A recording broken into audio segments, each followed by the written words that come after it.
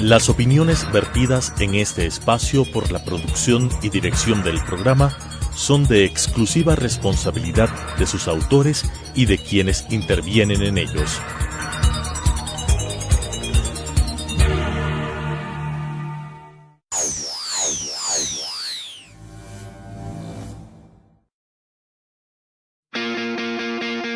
Propuestas, revista informativa semanal que resume los principales acontecimientos de nuestro país y el mundo con sus protagonistas.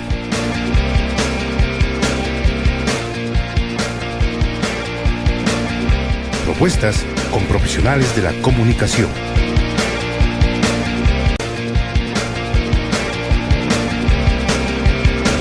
Bienvenidos.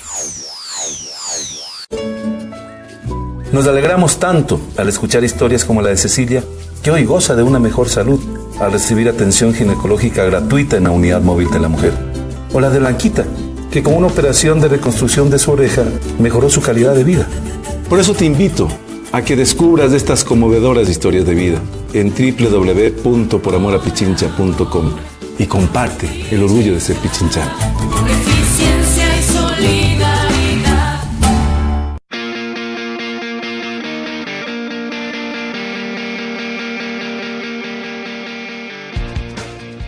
¿Qué tal, amigos y amigas? Nos encontramos nuevamente aquí en su programa informativo Propuestas, programa que lo transmitiremos todos los sábados de 7 a 8 de la mañana, con su reprise los domingos a la misma hora.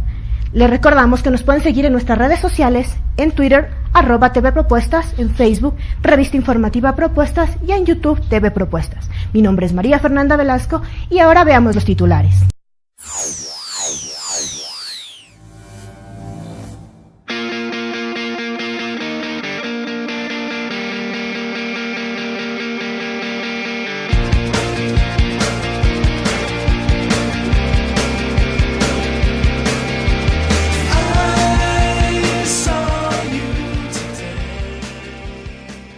Código de Trabajo. 2 años le tomó al Ministerio de Relaciones Laborales redactar el proyecto que busca reemplazar el actual Código de Trabajo vigente desde 1938. En abril, la normativa llegó a manos del presidente Rafael Correa y ahora la Comisión de Derechos de los Trabajadores es la encargada de su socialización, modificación y debate para que después pase al Pleno. El pasado 21 de junio se convocó a varios grupos sindicales a la reunión para abordar el tema como sueldos, sindicatos sectoriales, renuncias, minería a gran escala, definición del trabajo, cargos de confianza, entre otros temas de interés. Para dialogar sobre este tema tenemos como invitado al doctor Fausto Dután, director general del Seguro Campesino y expresidente de los sectores sindicalistas.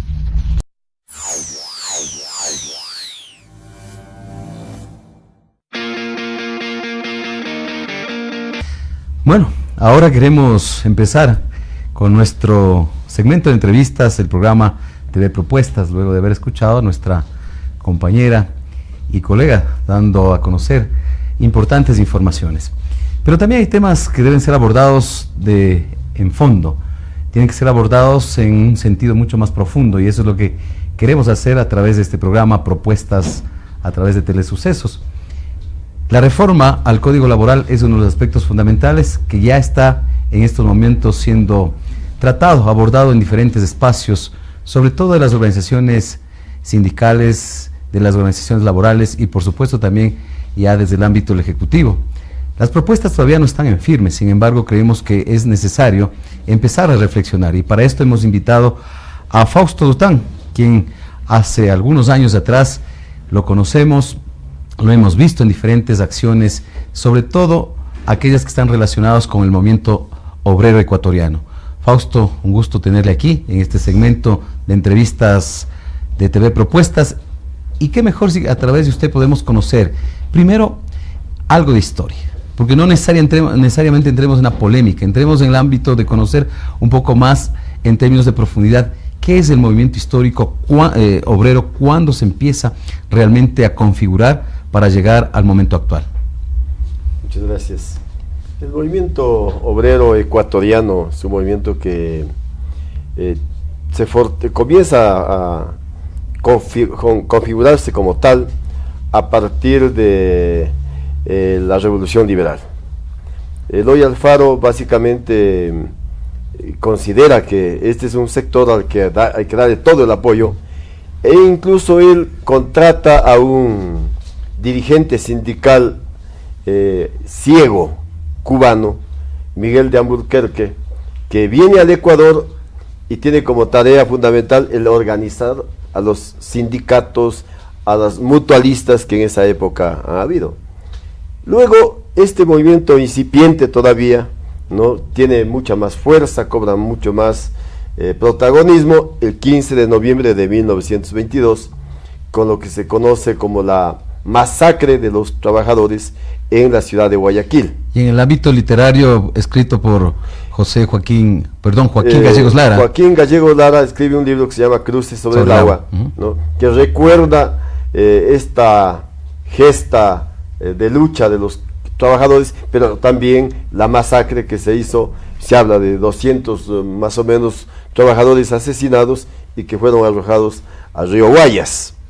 Las reivindicaciones básicas en este momento son el establecimiento de una jornada laboral de 8 horas, porque en esta época se trabaja 12 horas. El establecimiento de una estabilidad para los trabajadores, la necesidad de que se adopten medidas respecto a los riesgos laborales, y también entre uno de los puntos que luego se vuelve como protagonista, el punto tiene que ver con el incremento de la devaluación monetaria, ¿no? Bueno, este proceso se consolida, la masacre sirvió para constituir la primera central sindical que se dio ya en el año de 1945, que se llama la CTE. Luego en el año 63 se constituye otra central sindical ligada más a la iglesia, la CEDOG, y luego la CEOLS, que son las 3 centrales sindicales con orientaciones distintas. Una ligado a la Federación Sindical Mundial, la CTE, que tiene su sede en esa época en la Unión Soviética.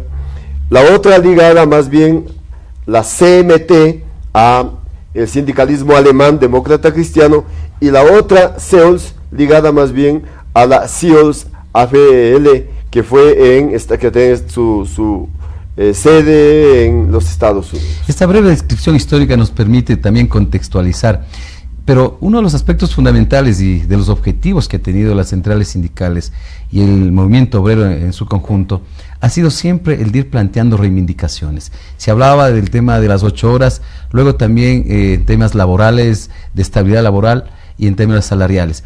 Quizás hay algo más profundo, aparte de estas 3 que acabo de enunciar, algo mucho más profundo que al movimiento obrero ecuatoriano le identifique. Bueno, yo primero creo que todas estas reivindicaciones económicas fueron conquistadas con mucho sacrificio.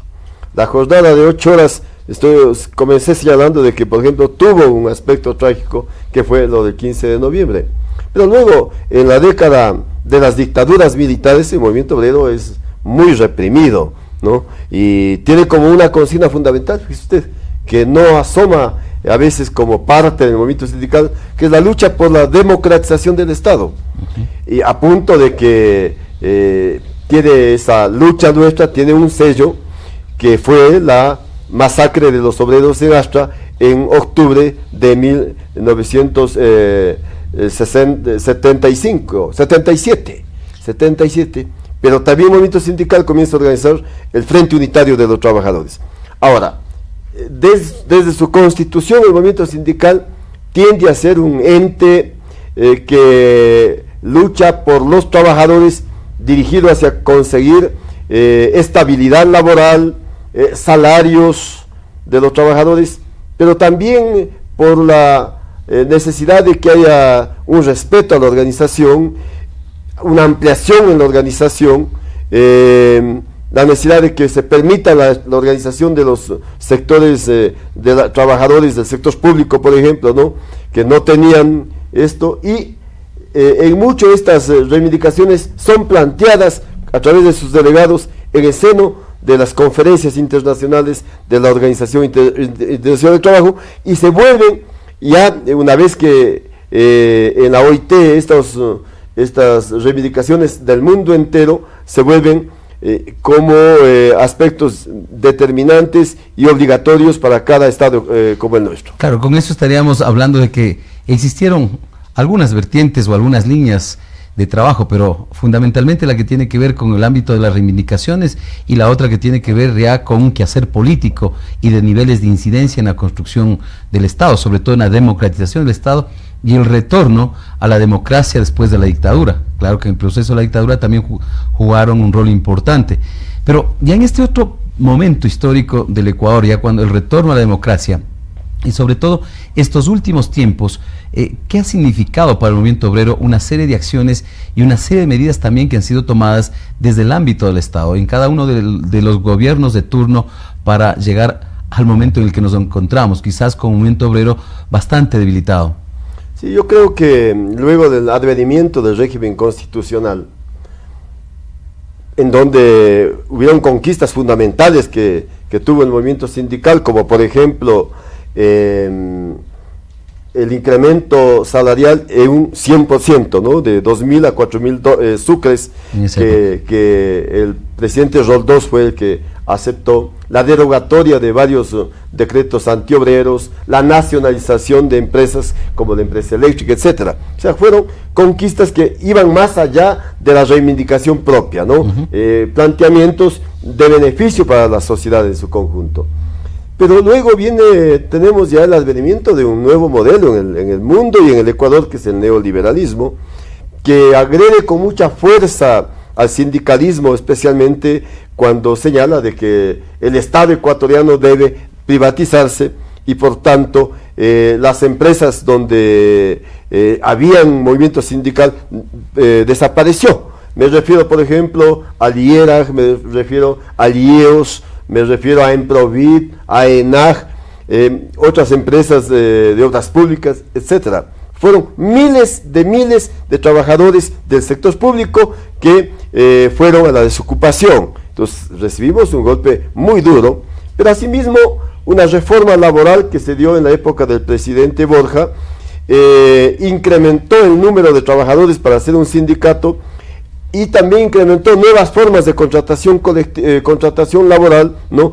En donde definitivamente también el movimiento sindical sufrió un revés muy duro, ¿no? Luego podemos hablar ya en el gobierno de el señor León Febres Cordero, en donde el movimiento sindical fue duramente golpeado, ¿no? En el caso mío, por ejemplo, yo fui perseguido muchas veces y preso muchas veces pues de las huelgas que hacíamos, y a un hermano mío, a Eddie, lo asesinaron en la ciudad de Cuenca, ¿no? Entonces compañeros nuestros fueron despedidos de manera masiva. Pero yo digo, aquí también hubo una cuestión que corresponde al movimiento sindical, es decir, no solamente hubieron factores externos que influyeron en el debilitamiento sindical, sino también factores internos, ¿no? Por ejemplo, una ausencia de un proceso nuevo de democratización interna. Los congresos, yo he señalado, no siempre son la representación genuina de la base. Tiene que haber elecciones de nuevos dirigentes con votaciones universales y no simplemente representativos en un congreso. La participación de la mujer en un número significativo, yo en esa época planteé un 30% en los organismos de dirección, un proceso de descentralización, una política que tienda a buscar nuevos aliados que no eran típicamente solo los obreros, ¿no es cierto? Los indígenas, que comenzaron incluso a tener ya un protagonismo especial, el sector público, los jóvenes, etcétera. Emergen nuevos actores. Nuevos actores distintos al movimiento obrero que cobran un protagonismo especial. Ahora le toca al movimiento obrero, obviamente no solo al organizado, sino también a los que están de alguna manera en otros espacios y en otros ámbitos interactuando, enfrentar en estos momentos quizás un nuevo reto. Ese nuevo reto es cómo actualizar, cómo realizar una serie de reformas al Código Laboral, que ya lo han planteado ámbitos institucionales, desde el ámbito ejecutivo me refiero, y fundamentalmente también ha habido algunos comentarios, algunos análisis, algunas reflexiones de quienes están al frente de las organizaciones. ¿Cómo le ve este nuevo momento? Usted, sobre todo cuando se están topando temas que han sido motivo de luchas en determinados momentos, inclusive que han sido parte de ciertos acuerdos políticos en determinado momento histórico y que en estos momentos empiezan a ser, digamos, movidos para llegar a consensuar otro acuerdo y ese acuerdo a ver qué resultados tenemos. Entonces, la pregunta en concreto es, ¿cómo cree usted que asumirían este nuevo reto el movimiento obrero en estos momentos? Partimos de una situación que es real, un debilitamiento de la organización sindical y el aparecimiento de un nuevo actor llamado ciudadano, ¿no es cierto? El movimiento sindical tiene que reconstituirse. Esa reconstitución no puede ser bajo los mismos preceptos sindicales, políticos que tuvimos antes. Hoy el movimiento sindical tiene que pasar a jugar otro papel fundamental, ser protagonista, por ejemplo, de un proceso productivo. Estamos entrando a un modelo distinto en el Ecuador. Si nosotros comenzamos a pensar de que estamos en las mismas condiciones anteriores, en donde lo que hay que hacer es una oposición frontal, no vamos a reconstituir el movimiento sindical. Entonces creo yo que la fuerza sindical estará dada una nueva plataforma mucho más amplia, ¿no?, que la que teníamos antes. ¿Esta plataforma en qué se sustentaría? ¿Cuáles podrían ser esos ejes fundamentales? Me parece que debiera ser, y también como contenido del nuevo Código de Trabajo, que en verdad necesita una reforma, porque del año 38 acá han pasado largos años, ¿no? Estas reformas y el movimiento sindical tendría que plantear propuestas, por ejemplo, de capacitación, ¿no?, para que el obrero en este momento enfrente los nuevos retos de la tecnología. No podemos seguir defendiendo una estabilidad, ¿no?, sin capacitar a los trabajadores. Sí, una actualización. Sí, cuando el proceso productivo es totalmente distinto. Entonces, el movimiento sindical tiene que ser un factor protagónico en la capacitación, tiene que ser un factor protagónico en la necesidad, por ejemplo, de unir a otros sectores, no solamente en la fábrica, sino también en el barrio, en la ciudad, planteando reivindicaciones también de estos sectores, en la necesidad de tener muy en cuenta los factores de riesgos de trabajo, ¿no? Yo, por ejemplo, creo que un contrato colectivo ya no puede ser un contrato de 60, 70 puntos como los que nosotros hacíamos, ¿no?, o los pliegos de peticiones. Un contrato colectivo tiene que dar cuenta con un incremento significativo de los salarios y que haya una canasta básica que cubra las necesidades de los trabajadores y del pueblo ecuatoriano. Si tenemos un salario digno, pues bueno, lo que tenemos que tener es una estabilidad junto con ese salario, ¿no es cierto? Y no darnos la vuelta con una serie de reivindicaciones que a veces lo que nos ha hecho es que nos aislemos de otros sectores y asomamos como un sector de privilegios. Entonces creo que el movimiento sindical tiene que, junto con un proceso de democratización y de unidad, no podemos seguir actuando 3 o 4 o 5 o 6 centrales sindicales como hay en este momento, cada uno pequeña, ¿no es cierto?, sino hacer una gran central sindical despojando cada uno de los dirigentes de aspectos protagonistas, sectarios, dogmáticos. Entonces creo que hay que ser muy generosos para entender el momento actual y protagonizar una gran unidad hacia una sola central sindical.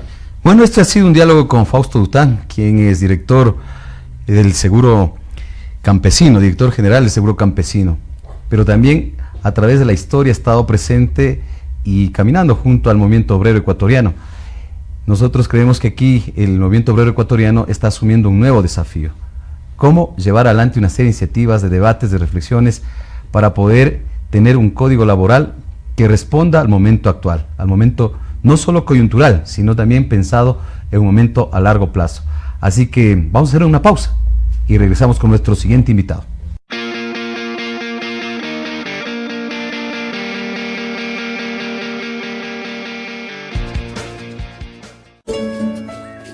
Nos alegramos tanto al escuchar historias como la de Cecilia, que hoy goza de una mejor salud al recibir atención ginecológica gratuita en la unidad móvil de la mujer.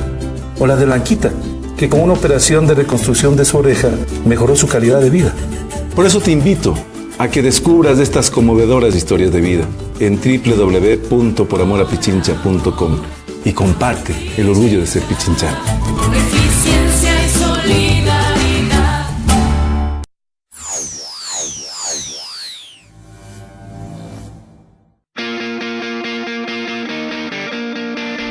La mayoría de las ciudades en el Ecuador son poco amigables. Sus conductores no tienen respeto para el peatón ni el ciclista, y mucho menos son hechas con vías pensadas ni planificadas para un tipo de movilidad alterna.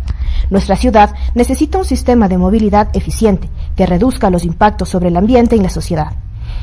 En el Plan Maestro de Movilidad de Quito 2008-2025 se proyecta consolidar un sistema de transporte y movilidad integrado con cobertura metropolitana. Este sistema de movilidad comprende los siguientes componentes o tipos de transporte: movilidad peatonal, transporte no motorizado, transporte público, transporte comercial, transporte individual y motorizado.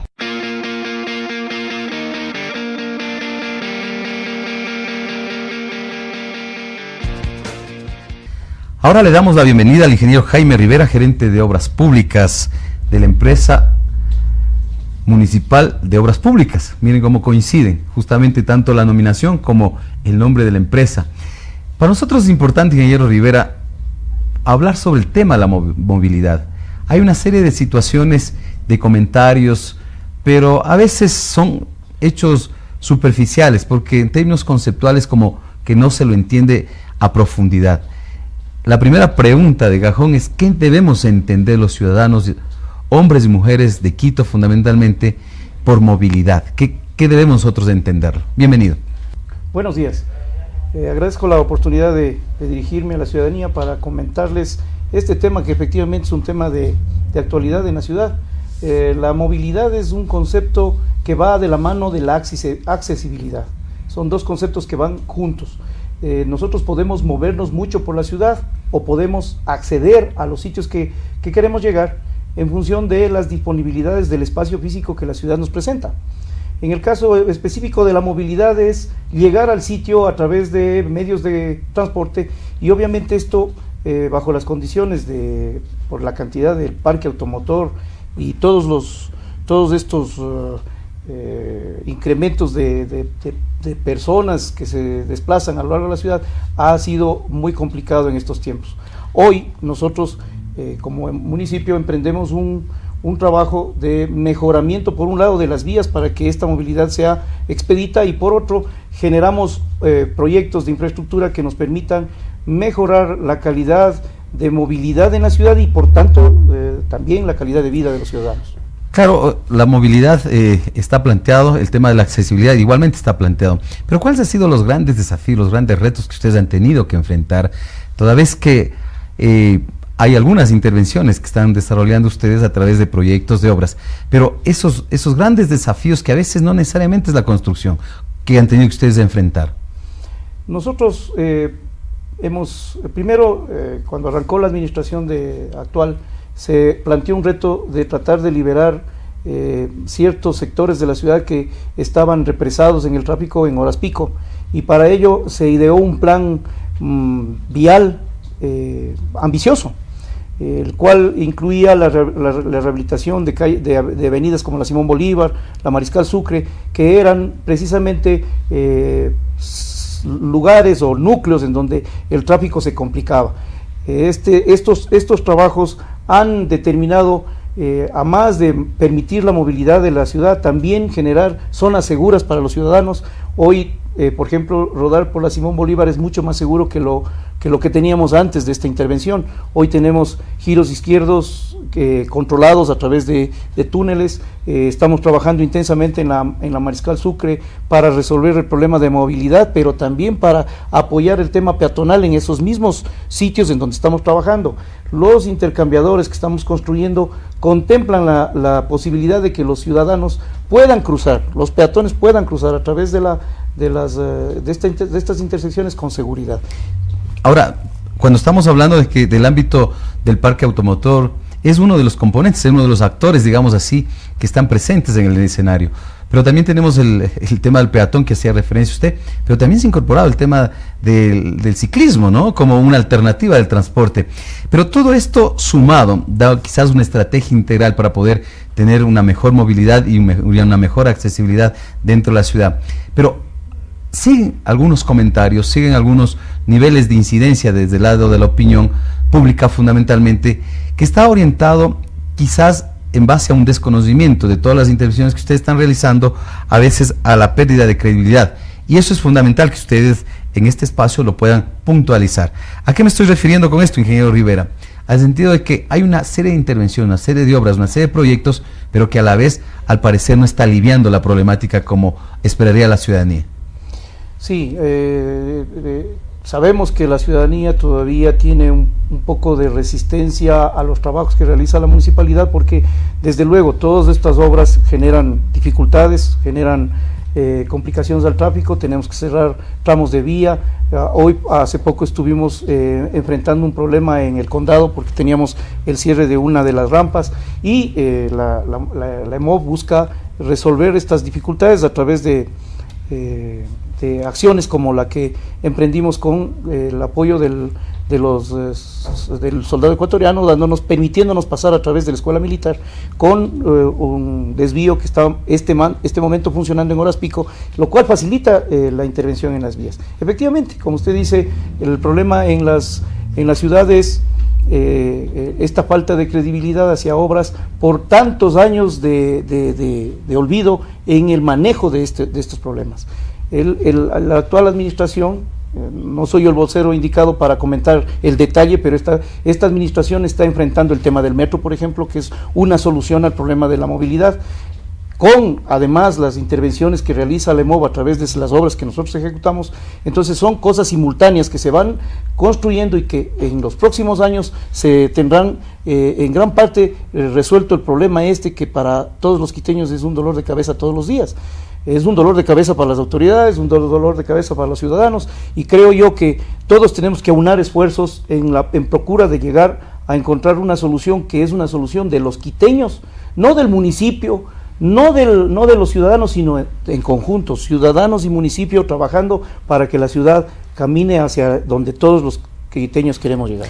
Es decir, que tiene una propuesta integral desde un ámbito quizás estratégico. Esto significaría que en los próximos años tengamos mejores condiciones de movilidad y de accesibilidad en la ciudad de Quito. Quizás en estos momentos no se logra todavía divisar, no se puede visibilizar, digamos así, con todo el impacto positivo que podría generar esta intervención. Pero aparte del metro, que es un proyecto grande y que será quizás el ícono de esta administración, ¿qué otros proyectos tienen que posibilite también complementar para que el tema de la movilidad, el tema de la accesibilidad en Quito sea mejor? Como le decía, la administración actual se ideó un plan vial, ¿no? Que contempla varias acciones. Entre ellas está el hacer una rehabilitación completa de la Simón Bolívar con este cierre de los giros izquierdos, que era un problema para la ciudad, y por otro lado, en el otro lado de la ciudad, la Mariscal Sucre, que también es un eje importante de la vialidad de la ciudad. Tenemos la Ruta Viva como un proyecto emblemático de esta administración que está avanzando rápidamente. Llevamos en el tramo 1 ya más del 50% ejecutado. Vamos a entrar, estamos trabajando ya en la cimentación de los pasos, de los puentes sobre el río San Pedro y sobre el río Chiche. Estos puentes estarán listos en 15 meses. Trabajamos, también ya iniciamos los trabajos en la prolongación de la Simón Bolívar, que es hacia el norte, lo cual permitirá que toda la zona de la mitad del mundo y todos estos barrios de esa zona puedan acceder fácilmente a través de la Simón Bolívar a cualquier sitio de la ciudad. Todas estas acciones generan, obviamente, como digo, incomodidades a la gente, pero algún momento, cuando se terminan, se encuentra la solución, se ve el resultado, y obviamente la gente queda ya satisfecha con el producto alcanzado. Estamos en este momento en la ejecución. Hemos tenido dificultades para arrancar, porque es de entender que estas acciones que debieron haberse venido resolviendo muchos años atrás se fueron acumulando. Llegó un momento en que al tener que tomar la decisión de intervenir y hacer el metro o las rehabilitaciones del plan vial y demás, son proyectos que demandan algún tiempo en ejecutar. No se pueden hacerlos de inmediato. Claro, y retomando el tema del metro, ¿cómo avanzan los estudios? ¿Ya terminaron toda la fase de estudios? Los estudios están terminados, este momento se inició ya la construcción, se está construyendo las estaciones en la cabecera norte del aeropuerto y en la zona de la Magdalena, eso está avanzando. Hace poco hizo una visita el alcalde al sitio de los trabajos, el proyecto está caminando, entiendo, conforme al cronograma. Como le decía hace un momento, no soy el vocero porque no conozco el detalle de sobra, no está a mi cargo, pero de lo que sé es que el proyecto avanza de acuerdo al cronograma. Ahora, este proyecto justamente el metro cruza un área bastante sensible, como es el centro histórico. Ahí hay un aspecto fundamental, porque el centro histórico fue declarado Patrimonio de la Humanidad. No sé si usted conozca detalles, cuáles serían esos posibles impactos, y por el otro lado, cuáles serían las acciones de remediación capaz de que esta gran riqueza arquitectónica y cultural que tiene el Ecuador, que tiene nuestro país y en especial Quito, no resulte tan afectada. Yo tengo conocimiento que el metro preparó los estudios y obviamente, como usted bien dice, el centro histórico es un ícono, una perla de la ciudad, y por tanto debe ser protegida. Entiendo que los estudios tienen todos los planes y requerimientos para enfrentar cualquier dificultad que en el centro se presente. Como le decía hace un momento, no tengo el conocimiento del detalle, pero los estudios que en algún momento se nos hicieron conocer contemplaban muchísimas acciones que permitían hacer los trabajos. Además, tengo entendido que en el centro histórico el metro pasa a una gran profundidad, lo cual entiendo facilita el que no puedan presentarse dificultades arriba en las construcciones que tienen tantos años y que tanto valoramos. Claro, desde esa perspectiva podríamos decir que el Quito del Buen Vivir, a través de este plan de movilidad, que es uno de los aportes que podrían ustedes estar realizando en esta administración, la ciudadanía lo sentiría en los próximos meses, en los próximos años. Sí, actividades realizadas por el municipio en este momento generan tal vez ya satisfacción en algunas de los barrios, de las zonas de la ciudad, en donde ya hemos hecho intervenciones importantes. Me refiero, por ejemplo, al intercambiador de la Machala, por poner un ejemplo. Y también se observa el trabajo realizado en el municipio en muchas de las calles y de los barrios, de los diferentes sectores de la ciudad, lo cual también está ya a la observación de los quiteños. Por otro lado, también observan los quiteños la obra que se ejecuta, porque obviamente al pasar por ahí y sentir la incomodidad, saben por qué está el condado, yo digo este momento, fastidiando de alguna manera a la gente, pero ellos están viendo la obra que se ejecuta y que eso en pocos meses, en pocos días, porque ya el condado estaremos entregando a fines de agosto, toda la ciudadanía de la zona noroccidental de la ciudad va a tener movilidad en la zona sin detenerse. Claro, y obviamente, para cerrar este diálogo, ¿cuáles son los proyectos que se nos avecinan? Porque los otros están ya en marcha, los otros están en fase de construcción, quizás algunos tengan estudios terminados, pero ¿cuáles son las nuevas propuestas que podríamos decir que plantearían a la ciudadanía? Bueno, el metro, por su magnitud, es un proyecto que está y que va a tomar sus años en ejecutar.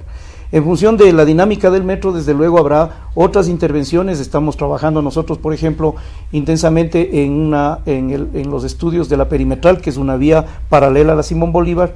Estamos trabajando también en una prolongación de la Mariscal Sucre hacia el sur, ¿sí? Hay otras ideas que en este momento, como digo, son ideas para resolver el ingreso los ingresos de los valles hacia la ciudad de Quito, pero por ser ideas y hasta no tener establecido exactamente cuál de estas ideas se concreta, sería un poco adelantarnos a informar, pero se está trabajando intensamente en resolver sobre todo el ingreso desde los valles hacia la ciudad de Quito, con proyectos importantes para efectos de que tanto la interoceánica como la autopista General Rumiñahui se descarguen, porque en este momento son vías que están muy atosigadas de tráfico, pero sobre todo porque tenemos que ingresar al centro de la ciudad, ¿no? A la zona de comercio de la ciudad. En este contexto, ¿cuál es el futuro del pico y placa?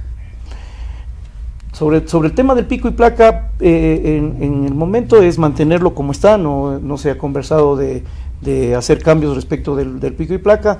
Entendería yo que en los próximos meses se podrá hacer una evaluación, seguir valorando el tema. Tenemos que ver cómo funciona la movilidad de la ciudad con las nuevas obras, y si es que es requerimiento de la ciudad por efectos del crecimiento, en su momento se valorará la necesidad de incrementarlo, de Pero en este momento no hay esa decisión, está en análisis, en evaluación permanente de la ciudad. Queremos agradecer al ingeniero Jaime Rivera, gerente de Obras Públicas de la empresa pública metropolitana de movilidad y obras públicas del Distrito Metropolitano de Quito.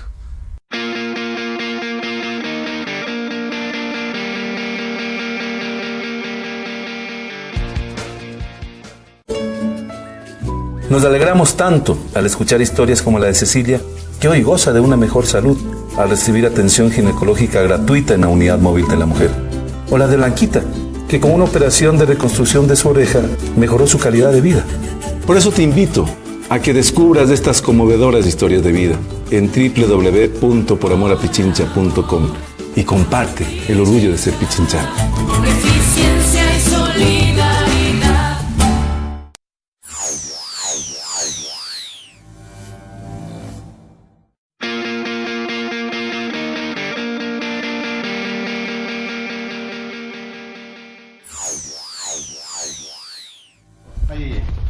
En la rueda de prensa realizada el pasado 27 de junio, el secretario nacional de Comunicación, Fernando Alvarado, acompañado de la secretaria nacional de Gestión Política y el ministro del Interior, anunció que el Ecuador renuncia unilateralmente y de manera irrevocable al Tratado de Preferencias Arancelarias ATPDA con Estados Unidos.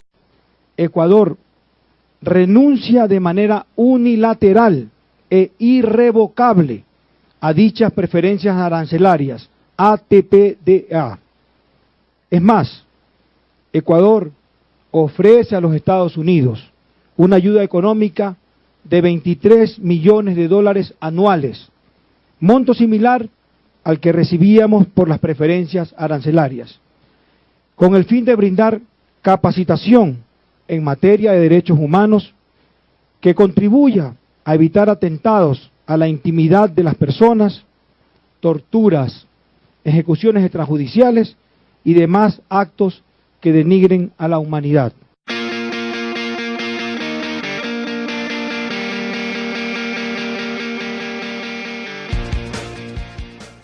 Bueno, retornamos con nuestras entrevistas sobre algunos temas que son de fondo, pero que fundamentalmente a nosotros lo que nos interesa es de que tengamos ciertos elementos para poder construir nuestro criterio, nuestra opinión. En estos últimos tiempos se ha hablado, sobre todo estos últimos días, se habla del ATPDA. Y para hablar sobre este tema, para dialogar sobre este aspecto, hemos invitado al economista Patricio Almeida, quien es expresidente del Colegio de Economistas de Pichincha. Economista, para nosotros es grato tenerle aquí en TV Propuestas, y lo que en realidad a nosotros nos interesa en este momento para poder contextualizar es qué significa el ATPDA y en qué condiciones realmente se aprobó y hace qué tiempo se dio esto, para que nuestros amigos televidentes tengan los elementos suficientes y de esa manera también puedan construir su propia opinión. Bienvenido. Bien, muchas gracias por la invitación. Sí, el ATPDA es un tratado de preferencias arancelarias. Es decir, algunos productos que se generan en el país y van al mercado norteamericano tenían unos impuestos muy pequeños o no tenían impuestos. Es decir, la idea es que estos productos puedan acceder al mercado norteamericano sin pagar aranceles, sin pagar impuestos. Eso significa que lleguen en condiciones más blandas o más baratas para los consumidores norteamericanos. Entonces el Ecuador ganaba en competitividad. ¿A qué me refiero? Es decir, el Ecuador vendía los productos al mismo precio que salían del puerto de embarque. Es decir, ese producto llegaba al mercado y no pagaba ningún arancel, no pagaba ningún impuesto y podía entrar al mercado norteamericano. Este tratado se firmó, o este acuerdo, se firmó en el año de 1999, es decir, ya tenemos casi 14 años de vigencia, y eso significa también que el Ecuador ubicó alrededor de 130 productos en base a este tratado en el mercado norteamericano.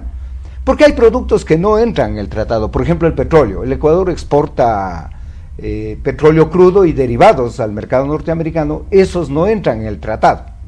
Y el Ecuador exporta aproximadamente 330 productos a ese mercado. Es decir, 200 productos no entran en este tratado de las ATPDA o de preferencias arancelarias. Entonces, esa es un poco la historia y el contexto en el que se ha dado. Y especialmente hay productos como las flores, como el brócoli, como los jugos, como algunos enlatados, que son productos no tradicionales los que han estado entrando en estas condiciones al mercado norteamericano. Ahora, ¿cuáles son las motivaciones justamente para que se haya aprobado este acuerdo? Bueno, en los Estados Unidos es una ley, ¿no? Pero acá lo vemos como un acuerdo, pero ¿cuáles fueron las motivaciones? ¿Por qué se da este acuerdo? ¿Por qué los Estados Unidos posibilita un ATPDA? Bien, el acuerdo se da, o estas preferencias se entregan a aquellos países que combaten el narcotráfico. Esa es la idea fundamental. Estados Unidos decía, a nuestros amigos o a los países amigos que combaten el narcotráfico, que tanto daño hace a la sociedad americana, son a los que les vamos a dar estas preferencias. Así es como nace.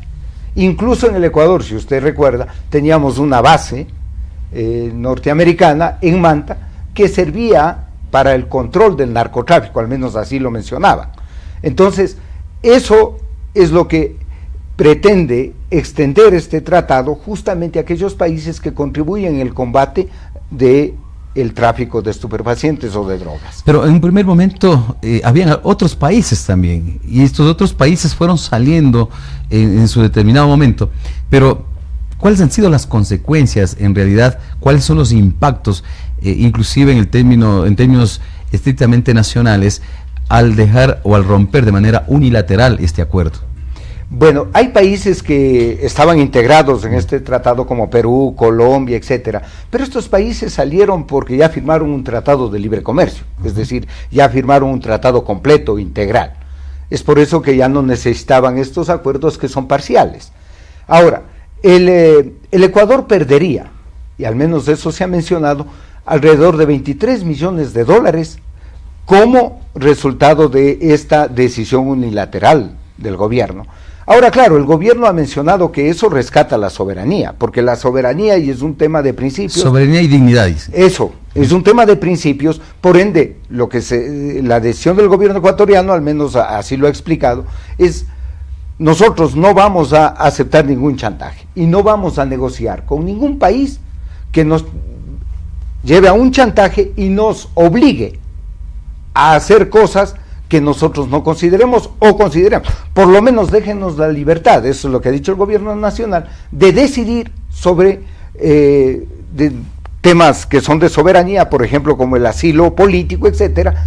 Nosotros decidimos que no vamos a aceptar chantaje de nadie. Ahora, aquí quizás algunos sectores lo entienden como una mezcla entre lo que sería la parte política y el manejo de las relaciones internacionales y sobre todo las relaciones bilaterales con los Estados Unidos, con lo que tiene que ver en el ámbito de la producción y de la economía.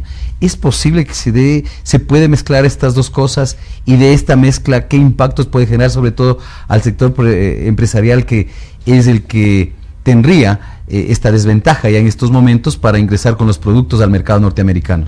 Bueno, yo diría que hay dos aspectos fundamentales. El primero, cierto que generar un mercado, y nuestro principal mercado sigue siendo los de Estados Unidos. Más del 40% de las exportaciones del Ecuador van a ese mercado, eso está claro. Pero lo segundo también es que nuestros empresarios tienen que aprender a ser mucho más competitivos y no esperar estas prebendas. O sea, nosotros ya tenemos que empezar a trabajar y a poder competir en cualquier país del mundo y en cualquier lugar del mundo. Eso está ayudando en este proceso. Por ejemplo, se están abriendo mercados asiáticos. Miren, nuestra relación con China, con Corea, con la India debe ser mucho más dinámica. Pero ha sido cuestionada por algunos sectores. Lo que pasa es que nuestra balanza comercial sigue siendo deficitaria con esos países. Es decir, más compramos que lo que les vendemos. En cambio, con Estados Unidos es a la inversa, más le vendemos que lo que le compramos. Entonces lo que dicen es: mira, esos mercados todavía no hemos desarrollado, entonces hay que empezar a promocionarlos mucho más fuertemente. Es decir, no podemos ser dependientes de un mercado que es el norteamericano. De hecho, hay que mantenerlo y cuidarlo, ese mercado, pero también debemos apuntar a otros mercados como la India, la China, que son los países emergentes.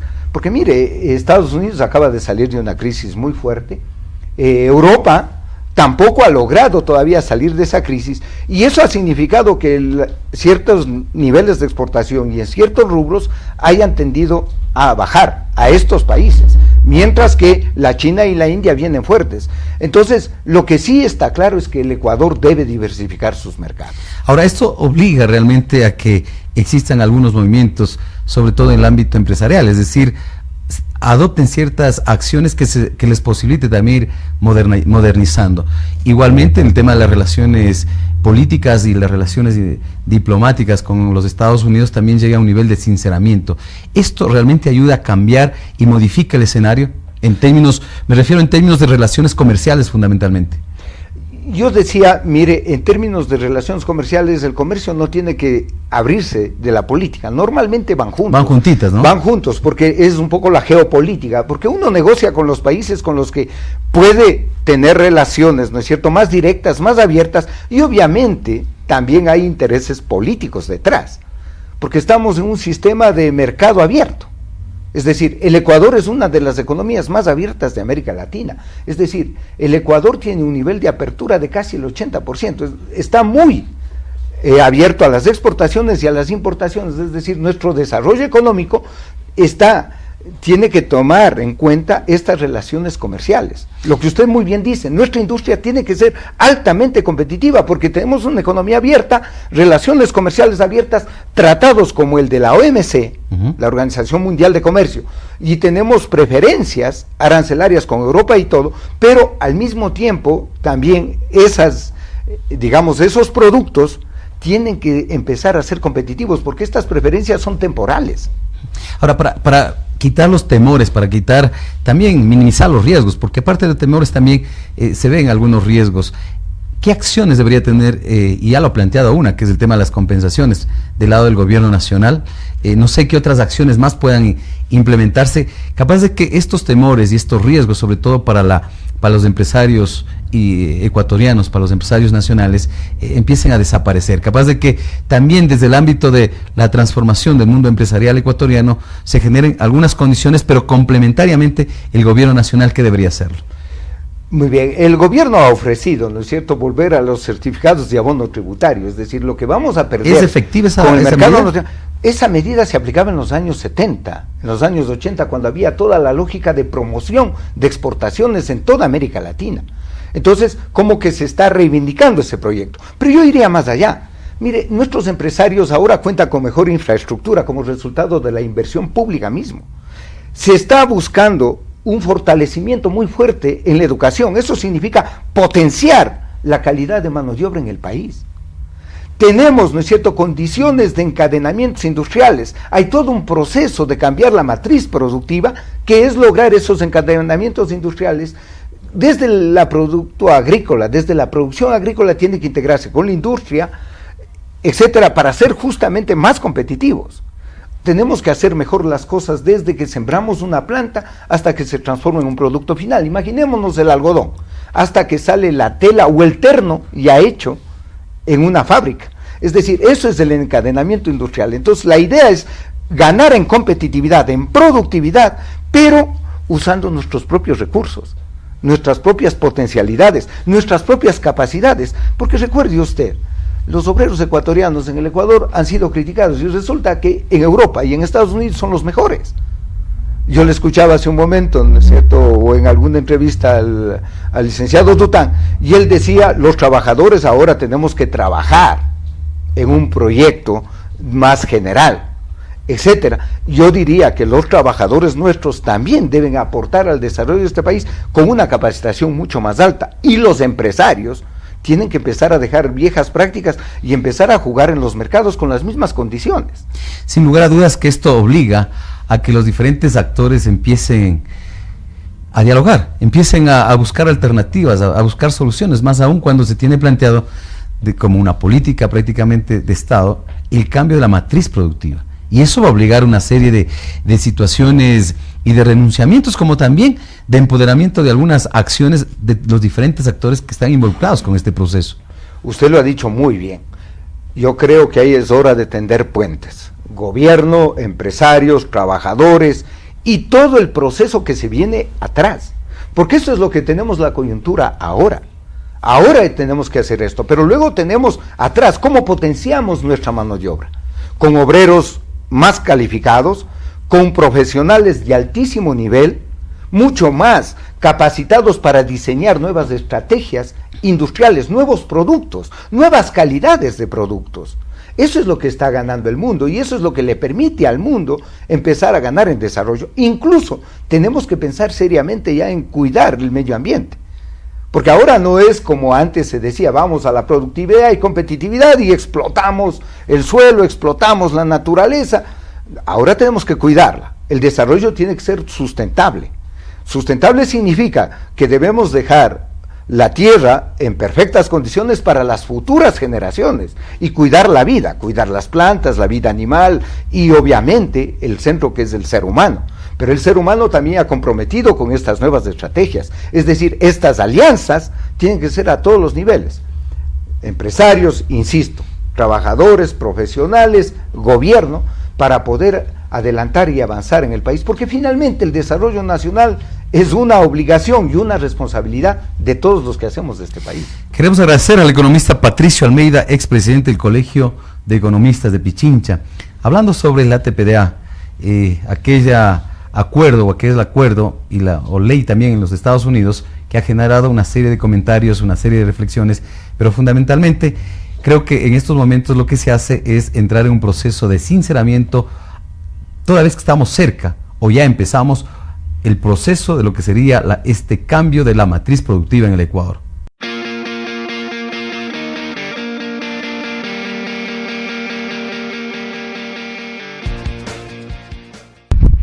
Bueno, amigos y amigas, esto ha sido todo por el día de hoy. Les recordamos que nos pueden seguir en nuestras redes sociales, en Twitter, @TV Propuestas, en Facebook, Revista Informativa Propuestas y en YouTube, TV Propuestas. Esto será hasta el próximo sábado. Muy buenos días. Nos alegramos tanto al escuchar historias como la de Cecilia, que hoy goza de una mejor salud al recibir atención ginecológica gratuita en la unidad móvil de la mujer.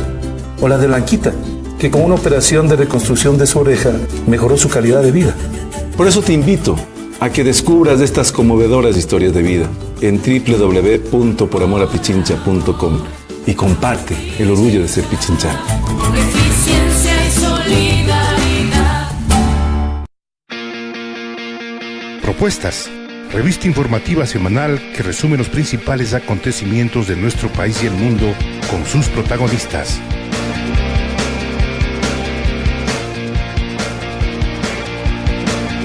Propuestas con profesionales de la comunicación.